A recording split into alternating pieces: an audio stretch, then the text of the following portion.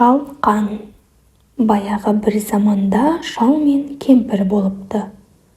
Олардың бақшасы бар екен. Бірде шал шалқан отырғызады.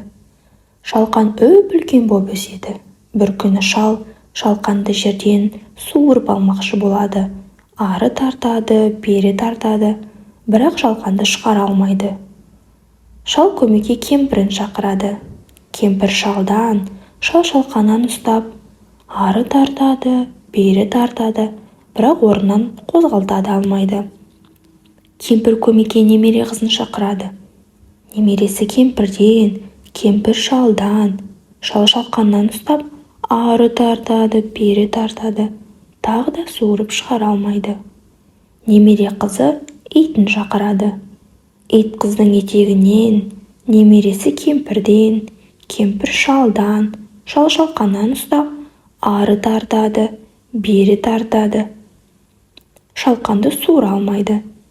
Енді ит көмекке мысықты шақырады. Мысық иттің құйрығынан, ит қыздың етегінен, немересі кемпірден, кемпір шалдан, шал шалқаннан ұстап, ары жұлқиды, бері жұлқиды, шалқан шықпайды. Мысық болса тышқанды шақырады. Тышқан келіп мысықтың құйрығынан, мысық иттен, ит немересінің етегінен, қыз кемпірден, кемпір шалдан, шал шалқаннан ұстайды. Олар тарта-тарта ақыры шалқанды суырып шығарады.